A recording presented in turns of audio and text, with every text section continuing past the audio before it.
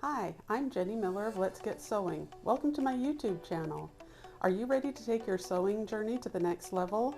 Maybe someone just gave you a sewing machine and you have no idea what to do with it. Well, then you are in the right place. Make sure you click subscribe so you don't miss out on any of my tips and tutorials. Today, we're talking about how to finish off our seam allowances when you don't have a serger, and I'm going to share a couple of techniques with you. So, let's get sewing. So first of all, why is it important to finish the edges of your seams?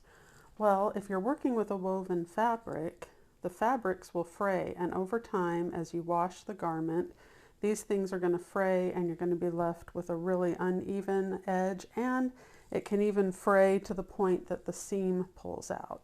So having a finished edge on your seam leaves it a little bit stronger and a little bit prettier looking. The first option I want to show you to finish your seam edge if you don't have a serger is to use a pair of pinking shears. And pinking shears are what we call these scissors that cut a zigzag edge along the edge of your fabric. Now, I would probably cut out the pattern first and then go back with the pinking shears and just barely cut the edge, which I will show you. But if you really wanted to, you could cut out your pattern with the pinking shears. If you thought that might be easier. But once I had cut out my pattern piece, we're going to imagine that this is the pattern piece. Then I'm just going to take the pinking shears and barely cut off the edge of the fabric, leaving a zigzagged edge. And the reason the pinking shears work is because they're making little bias cuts in the fabric, and the fabric won't fray on the bias. So this edge is not going to fray once you've cut it like this.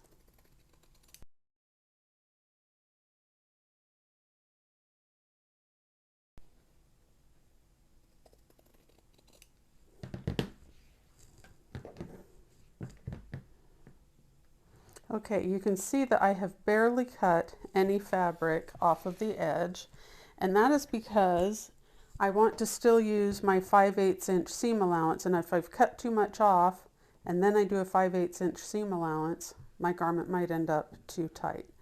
But once you've pinked the edges of your fabric, we're just going to put the right sides together and sew a seam.